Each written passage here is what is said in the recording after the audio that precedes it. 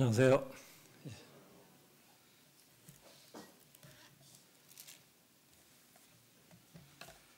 지난 한 주는 참 다들 바쁘셨던 한 주 같습니다. 특별히 그 3월 6일 날 있었던 그 이주민 선교 세미나 위에서 우리 자매님들께서 또 많이 그 수고들 많이 해주셔서 오셨던 분들이 참 좋은 그런 그 평가들을 해주신 것 같아요. 그 교계에서 오셨던 분들이 참 그 어떻게 이렇게 그 내일처럼들 그렇게 다들 해주시는지 모르겠다. 그 거기서 오신 분들이 그렇게 얘기하시고, 교회 네트워크 그 신문사라든지 또 CTS 방송이라든지 이런 데서 오셔서 다 녹화를 해서 이제 이 뉴스 시간에 이렇게 이제 내보내주고 또 신문에 이렇게 해주고 해서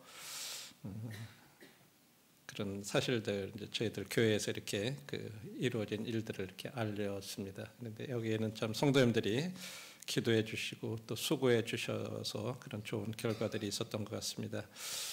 그러나 이제 그런 것이 외관적인 것이 중요한 것이 아니라 이제 그런 것을 통해서 실제적으로 저희들 교회가 그런 부분들을 준비하고 앞으로 이주민들에 대한 이 선교를 진짜 어떻게 할 것인가 이런 부분에 대해서 같이 고민하고 기도해야 될 그런 필요성이 있는 것 같습니다. 앞으로는요 이제 점점 그 가면 갈수록 이제는 그냥 그 이주민들 자체로 이루어지는 그런 교회들이 한국에서 점점 이제 이렇게 늘어날 수밖에 없는 그런 것들을 저희들이 지금은 실감이 안 가지만 한 지역 같은 데 가보면 그 김해 가까운 서김해 쪽에 가보면 초등학교의 90%가 한국 애들은 그러니까 9명 중에 1명이고 10명 중에 나머지 9명이 외국인들이 다른 나라 애들이래요. 학교 자체가 그렇게 바뀌어가는 거예요. 학교 한 전체가.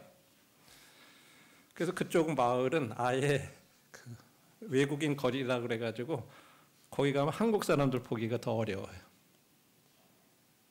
이제 우리나라는 점점 아기들은 안 낳고 외국에서는 사람들은 그러다 보니까 계속 그런 사람들이 들어와야 되고 그래서 점점 그 자녀들이 많아지고 그래서 이제는 이주민 교회들이 생겨나고 이제 이주민 목회를 해야 되고 이런 상황들이 앞으로 오기 때문에 그런 것들을 대비해야 된다 하는 이런 부분들에 대해서 저희들이 깊이 생각해야 될 그런 시점에 와 있습니다.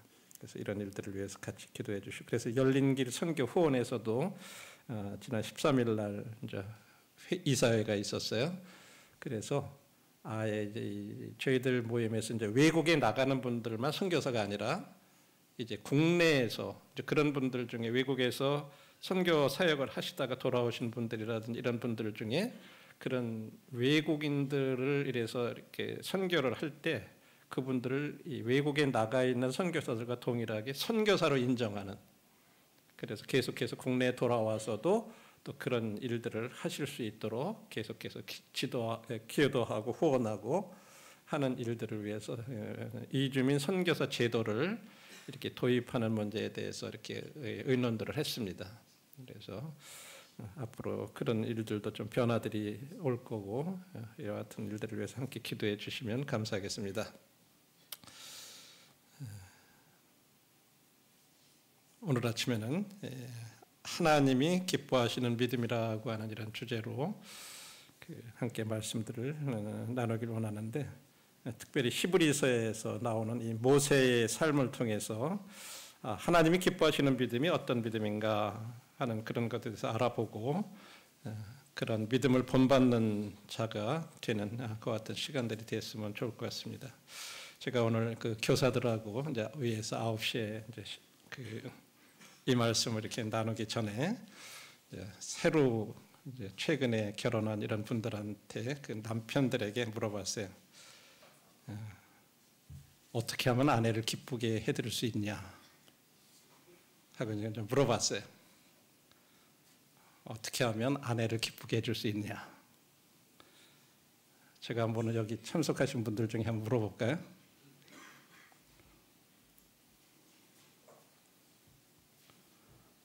최근에 결혼하신 분 여기 뒤에 계신가요?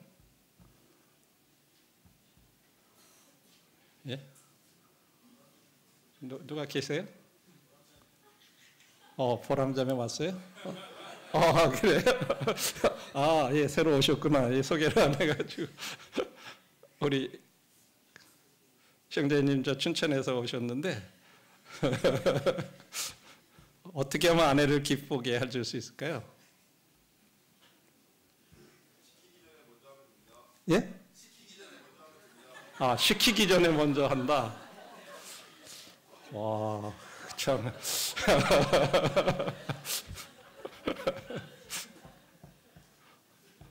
또 다른 분 한 번만 더, 좀 나이 많은 분들 중에 한번 해봐 주시죠. 이제 그래야 이 골고루 한번 들어볼 수 있으니까. 어떻게 하면 아내를, 우리 최정락 형님 한번. 중간, 그 다음에 이제 한 단계 더 있어요. 예.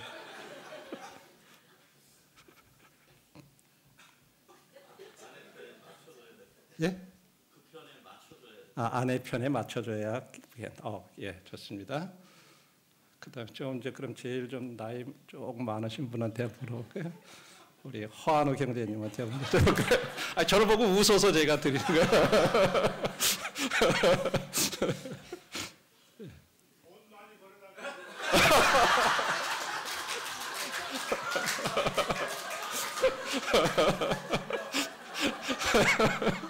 예.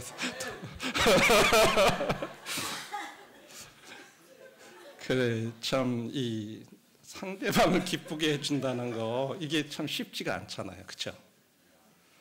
그런데 어느 분이 그렇게 답을 하시더라고요. 아내가 싫어하는 것을 안 하면 된다 그래요. 그게 답이래요. 뭐 잘하는 거 뭔가 막 생각하다 보면 골치 아프고 이게 신경도 쓰이고 이렇게 해도 또 이렇게 해서 할까 저렇게 할까 막 그런데 싫어하는 게 뭔지 알고 그 안 하면 된다는 거예요. 그 정답 같아서 저도 그런 생각을 했어요.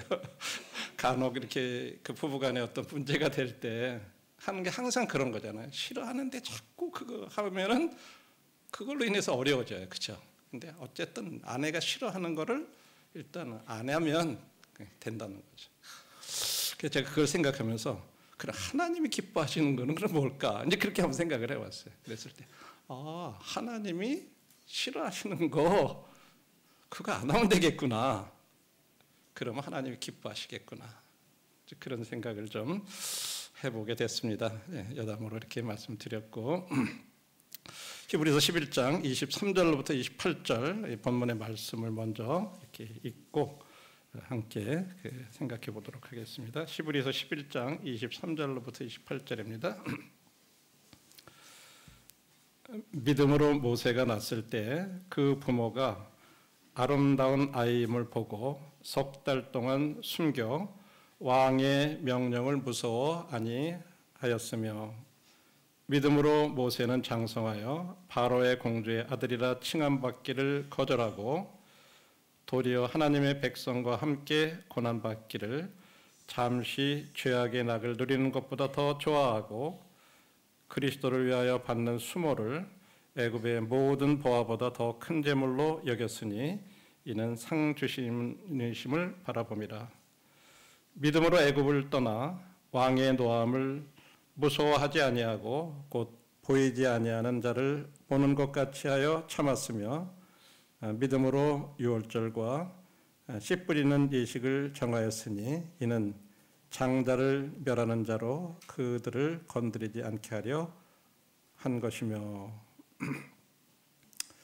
히브리서 11장 전체를 통해서 우리들한테 하나님이 기뻐하시는 믿음이 뭐냐 그랬을 때는 세 가지로 이렇게 요약을 해서 먼저 말씀을 드릴 수 있는데 첫 번째는 하나님이 계시다라고 하는 거, 하나님이 존재하시다라고 하는 것을 믿는 믿음을 가질 때 그 믿음을 하나님이 기뻐하신다고 하는 거예요. 이제 아직까지 믿지 아니하시는 분들한테 하나님이 계시다는 하나님이 계시긴 어디 계셔? 이런 얘기들을 종종 우리가 들어요. 그렇죠? 우리는 이렇게 믿기 때문에 이런 말들에 대해서 전에도 우리들도 하나님이 계시기는 어디가 계셔? 그 말은 어떤 말이냐면 우리 부모가 계신지 내가 어떻게 알아?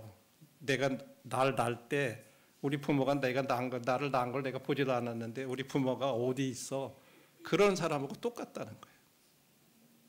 내가 못 봤기 때문에 부모님이 나를 낳아주신 걸 내 부모가 어디 있어? 그런 말하고 똑같다는 거예요.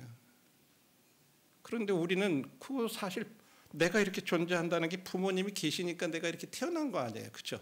부모님이 없이 우리가 어떻게 이렇게 태어나겠어요? 하나님이 없이 우리 사람이 어떻게 생겨나겠어요?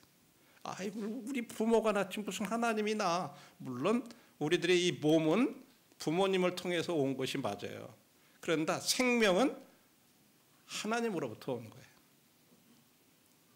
사람은 절대 생명을 창조할 수가 없어요. 이 세상에 많은 부모들이 있지만 아기를 갖지 못하는 부모들이 있어요. 왜? 아무리 부모가 날라고 그래가지고 생명이 생기는 게 아니에요. 생명은 하나님께 속한 거예요. 그래서 하나님이 존재하신다는 것을 믿을 때 그것을 기뻐하신다 그래요. 그 다음에 두 번째로는 하나님이 하신 말씀, 그것을 믿는 믿음. 하나님께서 하신 말씀에 대해서 이것이 하나님께서 하신 말씀이구나, 하나님이 우리에게 알려주신 계시구나 하는 것을 믿는 믿음을 가질 때 그 하나님 기뻐하신다. 그 다음에 세 번째로는 그런 하나님께서 이렇게 보여주신 거에 따라서 거기에 따라서 행동하는 믿음. 이 세 가지를 하나님이 기뻐하시는 믿음이라고 이렇게 말씀을 하고 있습니다. 그래서 우리들이 하나님의 말씀에 근거해서 행동하고 그 계시에 근거한 삶을 산다면 우리는 믿음으로 구원받은 거예요. 우리들이 구원받은 사람과 구원받지 못한 사람들의 차이점이 바로 그런 거예요. 하나님 말씀에 근거해서 행동하는지 또 그 계시에 근거해서 삶을 살아가는지 이런 것을 통해서 우리들의 구원에 대한 그런 부분들도 생각해 볼 수가 있습니다.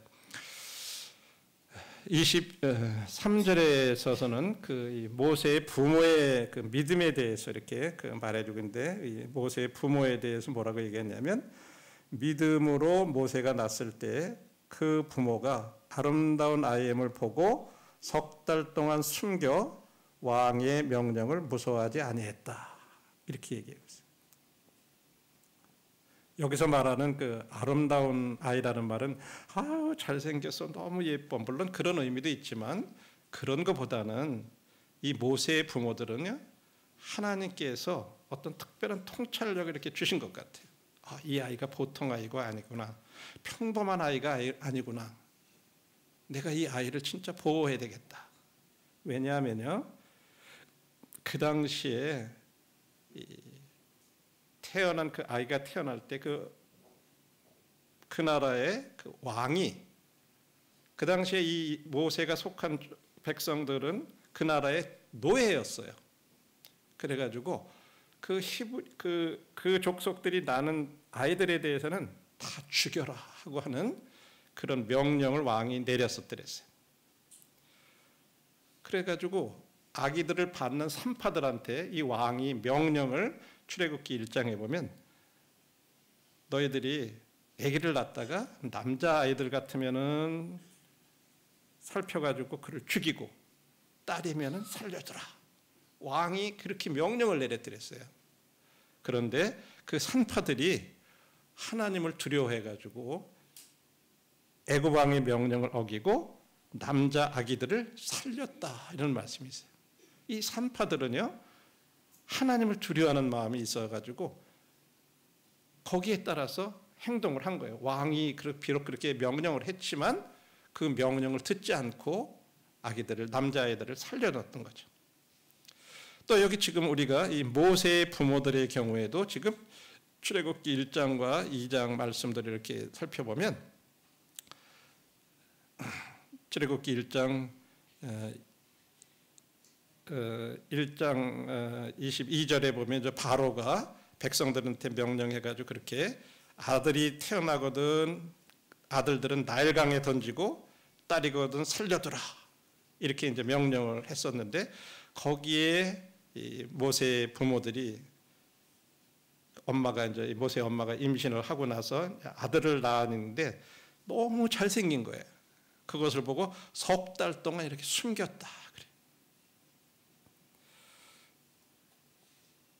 그런데 이제 애가 석 달 이상 되니까 막 울잖아요. 그럼 이제 드러나니까 더 이상 숨길 수가 없게 돼가지고 조그마한 갈대로다 만든 상자에다가 이렇게 가져다가 그 안에다가 역청 이렇게 이제 물 같은 것이 스며들어오지 않게 역청하고 나무 진을 막 칠한 다음에 아기를 거기다 집어넣어요. 그리고 그걸 들고 가서 나일강가에다가 이렇게 그냥 강가에다 띄우는 거예요. 아이를. 예. 한번 생각해 보세요. 석 달밖에 안 된 아이를 갖다가 그런 상자에다 넣어가지고 그냥 강물에다가 갖다 띄워놓는다는 게 이게 그냥 애지중지 이렇게 해도 살까 말까 걱정이 되는데 그거는 하나님을 믿지 않으면 할 수가 없는 일이에요. 하나님에게 맡기지 않으면 이게 하나님 이 아이의 생명을 하나님 손에 맡깁니다. 그런 행동이죠. 예. 때로는요. 우리들이 하나님의 법을 순종하기 위해서요. 어떤 인간들이 세운 그런 권위에 순종하는 것을 거부해야 될 때가 있는 거예요. 문병이 왕의 명령은 남자아이들은 죽여야 된다고 하는 그런 명령이에요. 그런데 이 부모들은 믿음으로 더 높으신 그 하나님의 법에 순종하기 위해서 왕의 명령을 거절했다고 하는 거죠. 자, 우리 이제 이 모세의 삶을 통해서 우리에게 주시는 교훈들에 대해서 한번 이 본문을 통해서 생각해 보겠습니다. 믿는 사람들은 이 모세의 믿음을 따라야 된다고 하는 것을 이 본문을 우리가 읽은 본문을 통해서 얘기하는데 모세는 어떻게 믿음을 따라서 살아갔나 했을 때 첫 번째는 권세와 명성을 거절했다고 하는 거예요. 그리고 두 번째로는 쾌락 대신에 고난을 선택했다고 하는 거예요. 거절하는 것이 있고 선택해야 될 것이 있어요. 그 다음에 세 번째로는 의심 없이 세부사항을 순종했다고 하는 거예요. 이게 모세가 믿음으로 살아간 그런 하나의 증거인데 우리도 그와 같은 모세의 믿음을 따라 살 때 그것이 하나님을 기쁘게 해드리는 그런 믿음이 된다고 하는 거죠. 자, 이 세 가지에 대해서 좀 생각해 보겠습니다. 먼저 24절입니다. 믿음으로 모세는 장성하여 바로의 공주의 아들이라 칭함받기를 거절하고 모세가 강가에 이렇게 이제 갈대 상자에다가 넣어서 이렇게 모세 엄마가 띄웠잖아요. 그리고 그 누나가 강가에 갈대밭에 가서 가만히 이렇게 지켜봤어요. 어떻게 되나. 근데 이게 둥실둥실 떠내려가다가 갈대 상자에 이렇게 이제 갈대에 있는데 걸렸어요. 근데 그때 이 바로의 공주가 그 하숫가에 목욕을 하러 나왔다가 웬 상자가 하나가 있는 걸 발견을 해가지고 가서 이렇게 열어보니까 그 아기가 있는 거예요. 근데 너무 잘생겼어요. 그래가지고 이제 이 궁으로 데리고 와가지고 보니까 이건 틀림없이 히브리 이 노예 거기 자손들이구나 하는 걸 알고는 그때 이제 그 누이가 딱 나타나요. 그래가지고 그러면 그 이 젖먹일 엄마를 하나 이렇게 구해드릴까요? 그러니까 그래라. 그러니까 자기 엄마를 소개한 거예요. 그러니까 엄마한테 맡긴 거예요. 그래서 아기가 죽지 않고 아기 모세가 잘 자라났어요. 그래서 궁에서 잘 자라가지고 성경에 보면 이렇게 말씀하고 있어요. 모세가 애굽 사람의 모든 지혜를 배워 그의 말과 하는 일들이 능하더라. 왕궁에서 있으니까 아주 여러 가지 그것에 이 애굽의 철학과 이런 모든 지식과 이런 것들을 아주 잘 배웠다는 거예요. 그러니까 아주 장래가 유망한 그런 사람이 됐어요. 그런데 하루는 그가 이 노예들이 일하는 거기에 나가 보니까 한 애굽 사람이 자기 동족을 갖다가 막 학대하는 것을 본 거예요. 그러니까 그 애굽 사람을 갖다가 쳐 죽였어요. 그리고 모래에다 묻었어요. 아무도 못 본 줄 알았죠. 그러니까 그 다음 날도 또 이제 그 현장을 가보는데 이번에는 자기 동족끼리 막 싸우네. 그러니까 왜 너희들 같이 그렇게 싸우느냐고 그렇게 얘기하니까 너 우리도 죽이려고 그러냐고. 어제는 애굽 사람 죽여가지고 그러더니 우리도까지 죽이려고 그러냐고. 뭐 이러니까 깜짝 놀랐는데 자기 일이 탄로났잖아요. 그래가지고 도망을 가게 되죠. 그래서 멀리 미디안이라는 곳으로 이렇게 도망갔었다고 이렇게 얘기해요.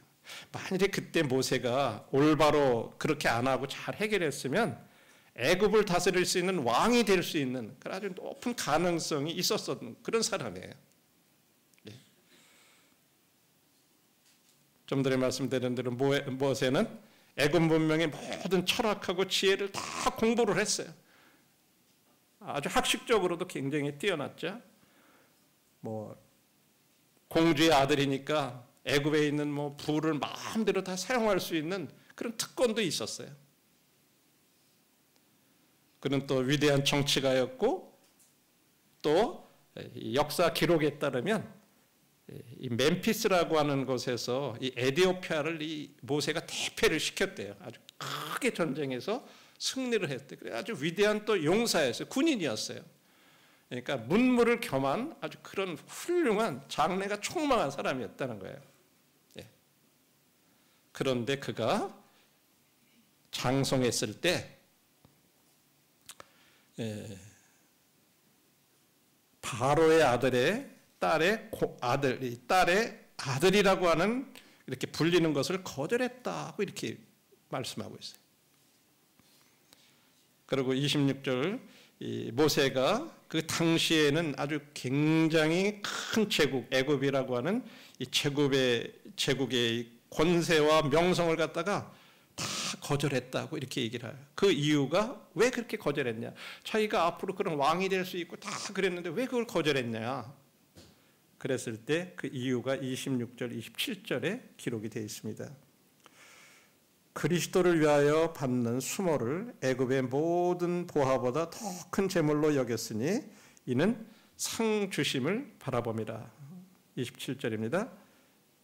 믿음으로 애굽을 떠나 왕의 노함을 무서워 아니하고 곧 보이지 아니하는 자를 보는 것 같이 하여 참았으며. 믿음으로 이 모세는 그 애굽에서의 얻었던 그런 일시적인 보화, 그 너머에 있는 하늘의 영원한 상급을 바라보았다고 하는 거예요. 그는 하나님이 계신 것, 하나님이 계시하신 것, 이런 것들을 믿고 그 계시의 근거에서 지금 행동을 했기 때문에 그런 것들을 거절할 수 있었다고 하는 거죠. 보화라고 하는 것은 오늘 있다가도 내일 사라지는 거예요. 우리들이 막 돈만 많으면 모든 것이 다 그냥 안전할 것 같고 그랬지만요, 돈은 하루아침에 우리들 그냥 건강 잃으면 그거 치료한다고 막 거기 하다가도 그거 다 들어갈 수도 있고요. 불이 나가지고 그냥 순식간에 없어져가지고 다 없어질 수도 있고. 사실 돈이라고 하는 것은 오늘 있다가 내일 사라질 수 있는 그런 것들이죠. 그런데 모세는 믿음으로 그런 애굽을 버렸다고 하는 거죠. 사실 바로의 공주의 아들이라 일컬음을 거절했을 때 그것은요, 그가 애굽의 모든 영광뿐만 아니라 그 애굽 사람들이 섬기는 그런 모든 신들을 다 버렸다고 하는 그런 의미예요. 뿐만 아니라 그는 바로의 노함을 두려워하지 않았다고 이렇게 얘기하고 있어요. 왜? 그는 보이지 않는 한 하나님만을 바라봤기 때문에. 그렇지 않고는 도저히 그렇게 할 수가 없는 거예요. 그 당시 바로 왕의 미움을 받으면요, 그건 바로 죽는 거예요. 그럼에도 불구하고 그는 살아계신 그 한 하나님만을 이렇게 바라봤기 때문에 그런 바로의 노함을 두려워하지 않았다라고 말씀을 하고 있습니다. 이런 걸 통해서 한번 우리들 자신에 대해서 한번 생각해 볼 수 있을 것 같아요. 나는 주님을 위해서 이 세상이 제공하는 그런 권세, 명예, 성공 그런 걸 기꺼이 거절할 수 있겠나? 주님 때문에 이런 것들을 내가 거절할 수 있을까?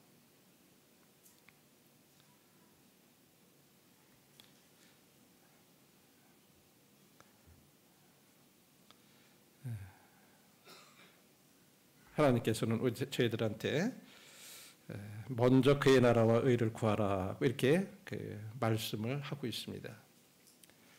우리가 주님을 위해서 먼저 어떤 이런 세상적인 성공 그런 걸 거절하고 그의 의를 구할 수 있겠나 하는 이런 부분들을 한번 생각해 보았습니다. 첫 번째는 모세는 거절했다고 하는 거예요. 믿음이라고 하는 것은 하나님께서 우리들에게 더 가치 있다고 여겨지는 어떤 그런 것을 위해서 그렇지 못한 것을 거절하는 그런 것이 포함되어 있고요. 두 번째는 쾌락 대신에 그는 고난을 선택했다고 그래요. 참 이건 진짜 쉽지 않죠. 우리가 나가 그 누릴 수 있고 편하고 막 그런데 막 힘들고 어렵고 이런 거 선택한다는 게 사실 저희들의 본성하고는 안 맞아요. 그렇죠?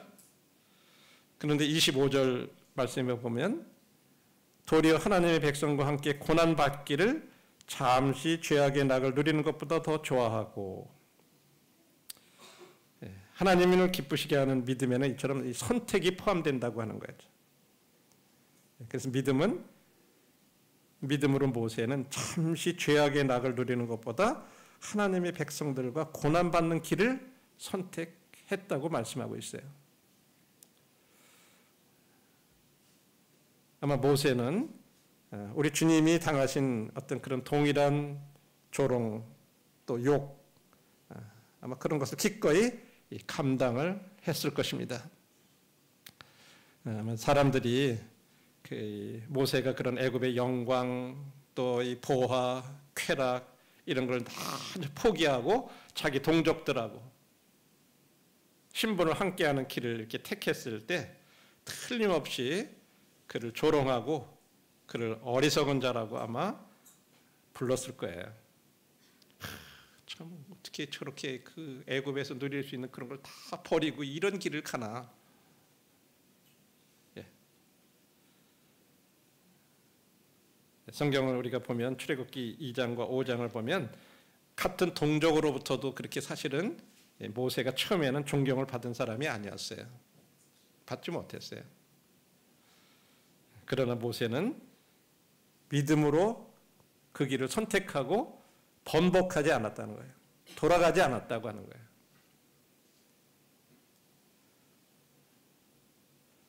거예요. 내가 믿는 사람이라고 직장이나 학교나 어떤 우리 주변의 우리 지역 사회나 뭐 내 아파트나 여기에서 나는 예수님 믿는 사람이다 라고 그렇게 밝힌 것으로 인해서 참 어리석은 사람이라고 우리가 그렇게 불리운다면 기꺼이 그런 말들을 우리가 받아들일 수 있을까?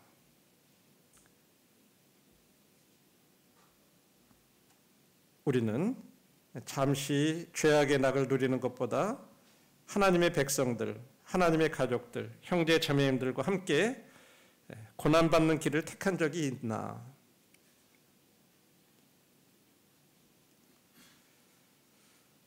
이런 부분들을 한번 이 모세의 삶을 통해서 한번 생각해 볼 수 있습니다. 우리는 죄를 지음으로 쾌락을 즐길 수 있습니다. 죄는 쾌락을 가져다 주는 게 맞아요. 그러나 그 쾌락은 잠시뿐이며 곧 사라집니다. 특별히 우리 젊은 사람들 뿐만 아니라 나이 많은 사람들도 마찬가지라고 생각해요. 우리들이 성적인 어떤 그런 데에 빠지게 되면 이 죄라고 하는 것은요, 이 세상뿐만 아니라 다음 세상에서도 끔찍한 결과를 가져다 줘요. 죄는 우리들로 하여금 죽은 다음에 우리가 지옥에 가서 영원토록 그 죄값을 받습니다. 영원토록 받아요. 그런데 또 한 가지 잊지 말아야 될 것은 이 죄를 지으면요, 이 세상에서도 죄에 대한 결과로 고통을 당한다고 하는 거예요. 이것을 잊어서는 안 돼요. 특별히 성적인 죄를 범했을 때 그것으로 인해서 이 땅에서 자기 자신뿐만 아니라 상대방들에게도 계속 그걸로 인해서 커다란 고통을 가져다 줍니다. 이것을 잊어서는 안 돼요. 죄의 결과는 끔찍해요. 그런데 사단은 우리들을 그렇게 속입니다. 이것은 즐겁다. 쾌락이 즐겁다고 이렇게 여기에서 그걸 믿고 순간적으로 우리들이 넘어지게 만들어요. 그러면 그걸로 인해서 평생 동안 그것이 마음에 우리가 구원받아도 그런 고통은 계속해서 또한 우리들의 마음 가운데 그 정죄감이 물론 우리가 주님께서 우리를 용서해 주셨다는 것을 알고 우리가 지옥 가지 않는다고 알지만 그 속에는 계속 우리들을 약하게 하고 담력을 잃게 하고 우리들이 주님을 위해서 쓰임 받을 때 굉장한 장애가 돼요.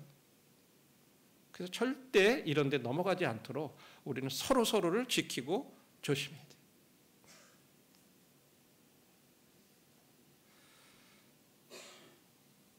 그래서 우리는 하나님이 계시하신 그 말씀을 믿고 거기에 근거한 행동을 함으로써 잠시 죄악의 낙을 누리기보다 우리는 주님을 위해서 고난받는 길을 믿음으로 기꺼이 택해 나가야 될 거예요.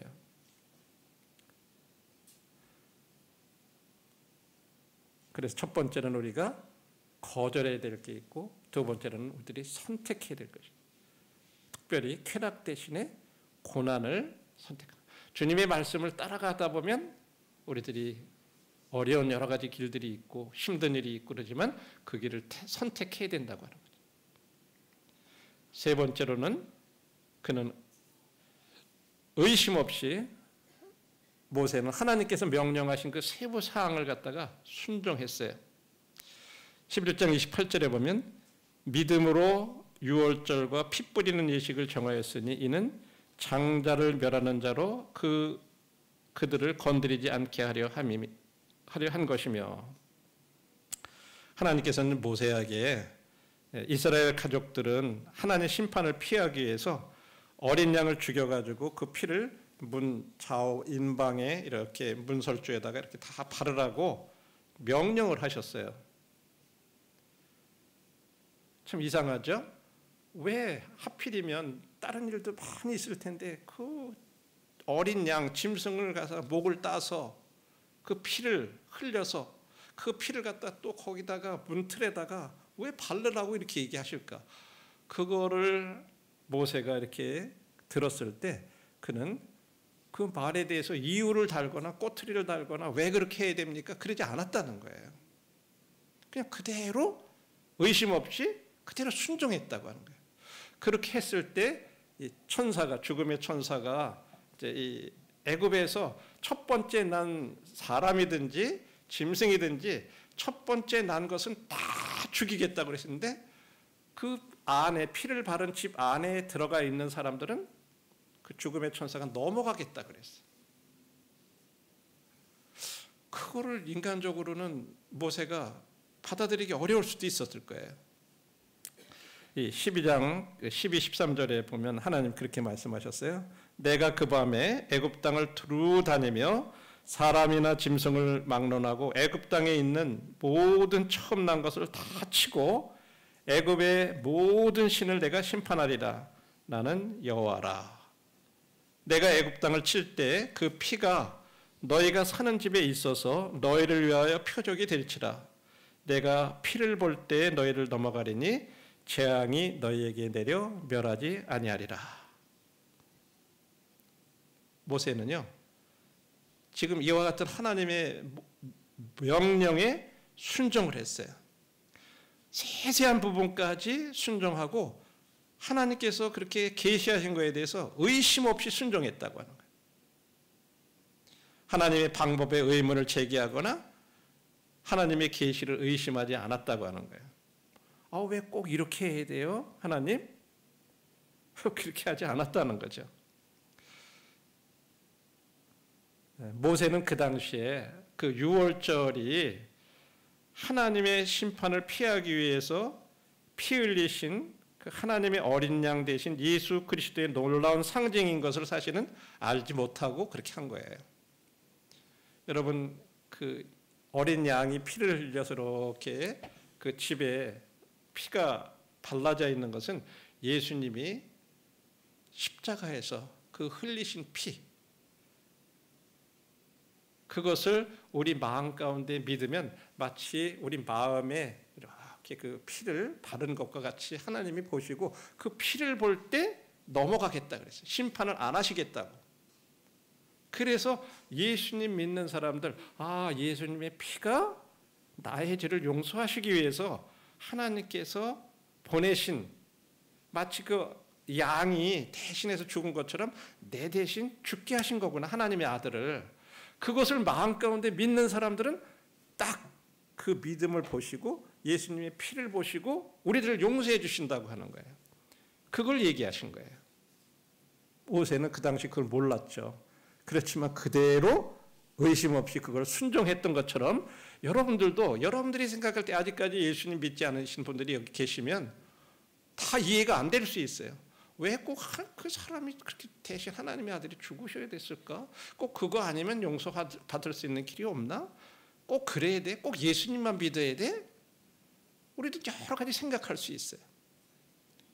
그러나 하나님께서 바로 저와 여러분들의 죄를 용서하시기 위해서 자기 아들을 진짜 우리를 사랑하셔서 대신 죽게 하셨다고 하는 사실을 마음 가운데 믿으면 그 믿음을 보시고 그 피를 보시고 우리들을 이 죽음에서 이렇게 심판이 넘어가게 하신 것처럼 우리가 심판받지 않는다는 거예요. 우리들의 죄에 대해서. 뭐 그 안에 들어가 있다가 가지고 그 집 안에 들어가 있는 사람이 뭐 갑자기 깨끗해지고 거룩해지고 그랬나요? 똑같은 사람이에요. 아무 변화도 없어요. 우리가 믿는다고 해서 뭐 갑자기 그냥 우리가 하루아침에 막 죄도 안 짓고 완전한 사람이 돼 있고 그렇게 변해 있는 게 아니에요. 우리는 그냥 똑같은 사람이에요. 그런데 그 믿는 믿음을 보시고 하나님이 우리를 받아주시는 거예요. 이게 감사한 거죠. 예. 우리는 하나님이 하신 말씀과 명령을 믿는가? 나는 하나님의 계시의 근거에서 나의 삶을 살아가고 있나? 이렇게 하나님께서 이렇게 말씀하신 것들에 대해서 내가 그것을 나는 진짜 받아들이고 살아가고 있나? 그렇게 믿고 살아가고 있나? 아니면 하나님의 방법에 의문을 제기하고 하나님의 말씀을 의심하고 믿지 않고 있나? 믿지 않는 게 불순종이에요. 말 안 듣는다는 말 불순종이라 그러잖아요. 바로 믿지 않는 거, 그런 것 받아들이지 않는 게 불순종하는 거예요.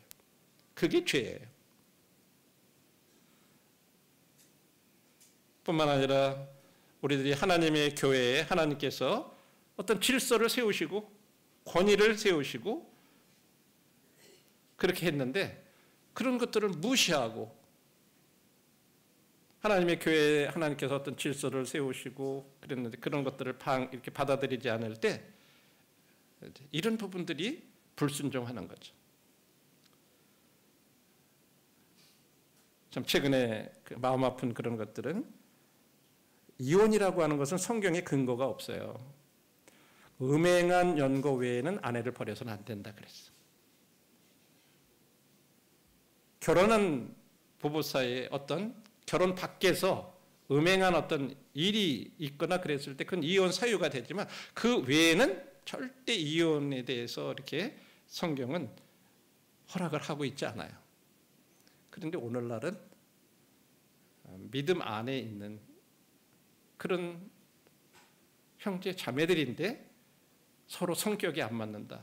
뭐 이래가지고 결국은 뭐 서로 이혼 소송을 해요. 그러면 이쪽도 믿는 부모예요. 이쪽도 믿는 부모들이에요. 다 구원받은 형제 자매들이에요. 그런데 법적으로 이혼 소송을 하고 위자료를 요구하고 이런 일들이 일어나고 있어요.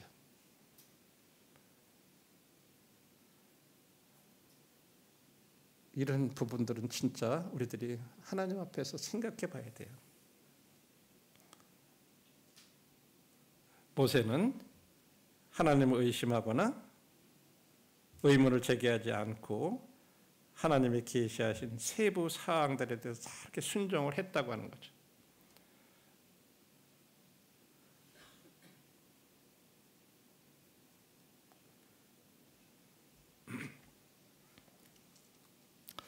만일에 모세가 파로의 공주의 아들로 불려지는 그런 길을 선택했다면요, 의심할 여지 없이 그 모세의 이름은요, 그때나 지금이나 전 세계가 볼 수 있도록 애굽의 기록에 쓰여졌을 거예요.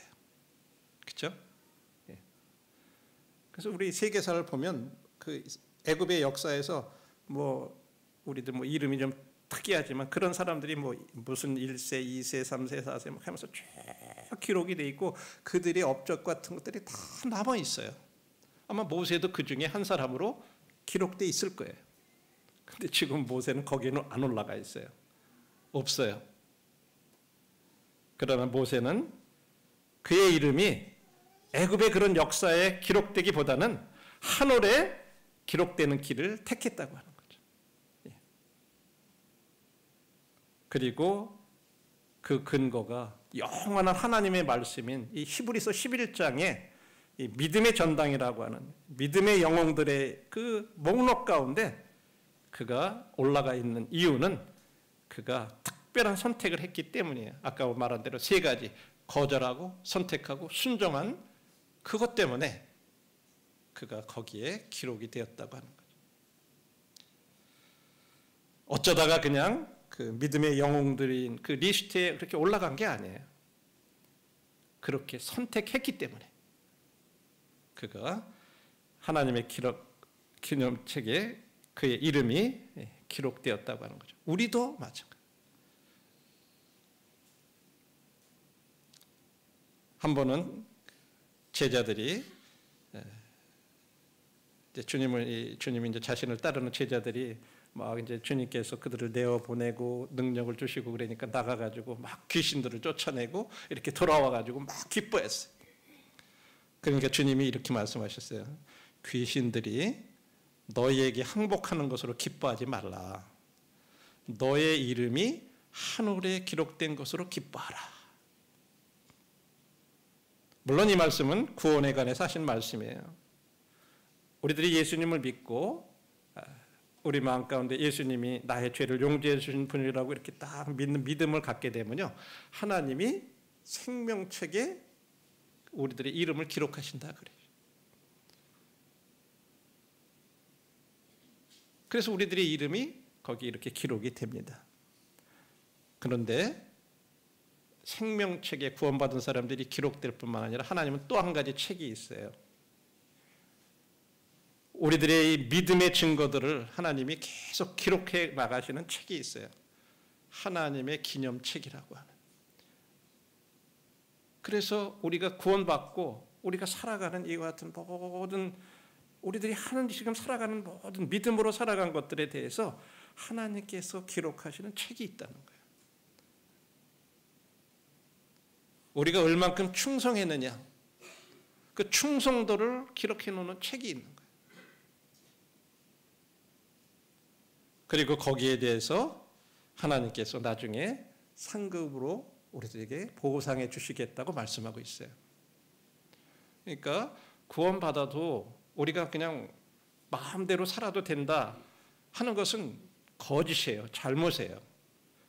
우리가 구원받으면 나중에 하늘나라에 가기 때문에 마음대로 살아도 상관없다. 그건 진짜 잘못된 가르침이에요.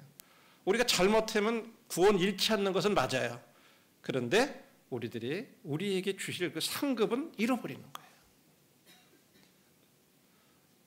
그러나 우리들이 진짜로 이 믿음 때문에 고난을 받고 어려움을 당하고 그러면 거기에 대해서 합당한 보상을 해주신다고 하는 거예요.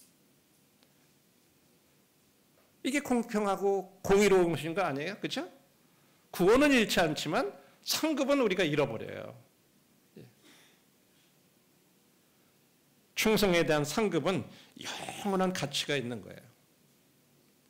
우리들이 진짜 주님 앞에 충성하면 그 충성도에 따라서 하나님께서 우리들에게 이 보상해 주시는 그 상급은 영원한 가치가 있고, 고린도전서에서 보면은 하늘의 별과 별의 영광이 다르고 해와 달의 영광이 다르듯이 우리들이 나중에 주님 앞에서 받는 그와 같은 보상에도 그와 같은 차등이 있다고 하는 것을 분명히 얘기하고 있어요. 고린도전서에서는 또 우리들의 공력이 드러나는 것에 대해서 얘기를 하고 있어요. 금으로 지은, 은으로 지은 거, 나무와 풀로 지은 거, 어떤 것들은 다 사라져 없어진다고 그러고, 금과 은으로 쌓은 그 공력은 남는다고 이렇게도 또 얘기하고 있어요.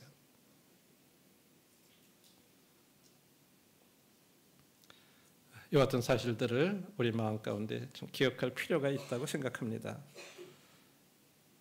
다시 한번 우리가 배운 그 교훈을 한번 복습해 생각해 보겠습니다. 우리 믿는 사람들은 모세의 믿음을 따라야 된다고 말씀하고 있어요. 모세는 애굽의 모든 권세와 명성을 갖다가 거절했다, 이렇게 얘기합니다. 우리들한테 이 거절하는 거 쉽지 않잖아요, 그렇죠? 우리들이 돈, 명예, 뭐 이런 것 때문에 어떻게 보면 세상 사람들이 지금 살아가는 모든 이런 것들을 보면 어떻게든지 내가 열심히 더 좀 공부 열심히 하고 뭐 막 잘해가지고 세상적으로 좀 좋은 직장도 얻고 그래서 돈도 많이 벌고 그런 길을 택하게 그거 다 그 길을 따라가잖아요. 우리 중에 안 그런 사람이 어디 있어요, 그렇죠? 예. 그런데 그런 것보다는 우리들이 믿음으로 사는 것을 선택해야 될 경우에는 그런 것들을 거절해야 될 때가 있다고 하는 거예요. 물론 뭐 우리가 뭐 잘 나가는 직장 버리고 뭐 버리고 다 그러려는 말은 아니에요. 주님이 또 사업 잘 되게 해주셔서 돈 잘 벌게 하는 거, 그런 거 다 버려라, 그런 거 절대 아니에요. 모임의 어느 형제님은 진짜 사업적으로 그런 부분들에 대해서 잘 해서 주님이 축복하셔서 지금 크게 선교하는데, 이런데 진짜 저희들이 생각할 수 없는 어떤 그런 큰 금액들을 주님 앞에 드리고 있어요. 우리도 그러고 싶죠, 다. 주님 나 축복해 주시면 나도 좀 그렇게 할게요. 근데 왜 축복 안 해주세요? 우리 때로 그런 마음 가질 때도 있어요, 그렇죠? 우리들도 그렇게 축복해 주시면 나도 그렇게 할 것 같은데, 글쎄요, 때로는 이 부라는 것이, 이 물질이라는 것이 우리에게 주시는 것만 축복이 아니에요. 그걸로 인해서 우리들의 영혼이 잘못될 수 있어요. 너무 부하다 보면 하나님 의지하기보다는 그냥 부를 의지하고 그걸 따라가고, 그래서 돈을 사랑함이 일만하게 뿌리가 된다. 돈이 잘못된 게 아니야. 돈이 절대로 잘못됐다고 성경 가르치지 않아요. 돈을 사랑함이 일만하게 뿌리가 된다. 그러니까 돈 때문에 우리 인생이 망칠 그런 경우에 주님은 우리 인생 망치는 길을 아시면서도 우리에게 계속 물질적인 축복을 해주실 수가 없는 거예요. 그래서 적절하게 우리의 그 믿음에 맞게, 우리 형편에 맞게 주님이 각각 성도들에게 주시는 거예요. 뭐 나는 믿음이 없어서 나는 주님이 축복 안 해주시고 그 사람은 믿음이 좋아서 축복해, 그런 거 아니에요.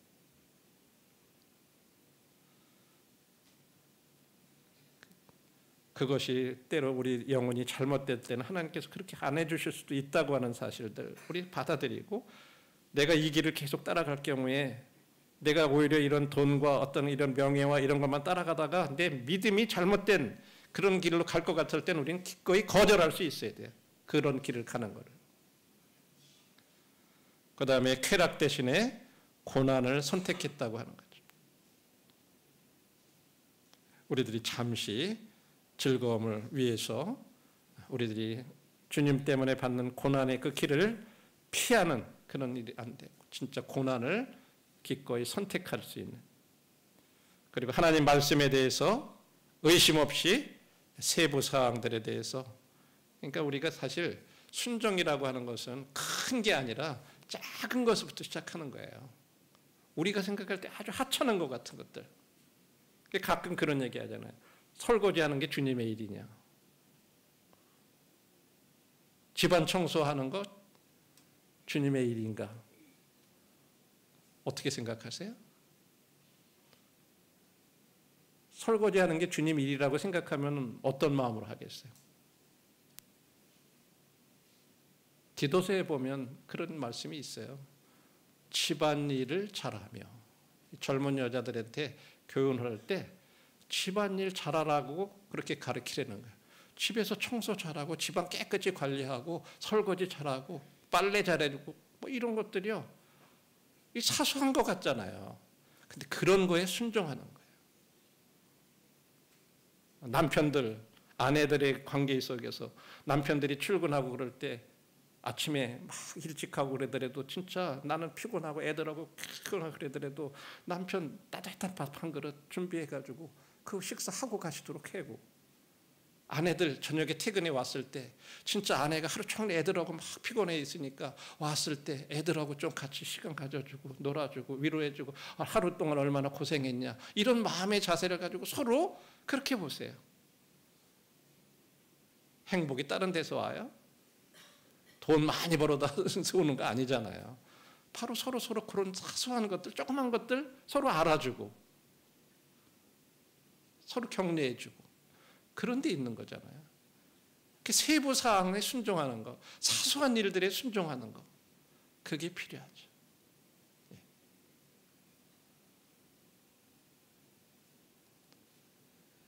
다시 한번 결론의 말씀 드리면, 히브리서 11장에서 진짜 하나님이 기뻐하시는 믿음이 어떤 믿음인지 우리가 배울 수가 있어요.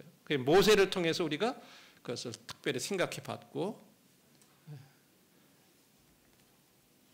11장 6절에서는 믿음이 없이는 하나님을 기쁘시게 못하나니, 11장 6절 한번 보겠습니다. 히브리서 11장 6절. 믿음이 없이는 하나님을 기쁘시게 못하나니 하나님께 나아가는 자는 반드시 그가 계신 것과, 하나님이 살아계신 분, 존재하신다고 하는 것, 그것을 믿는 믿음을 없이는 하나님을 기쁘시게 못한다고 하는 것.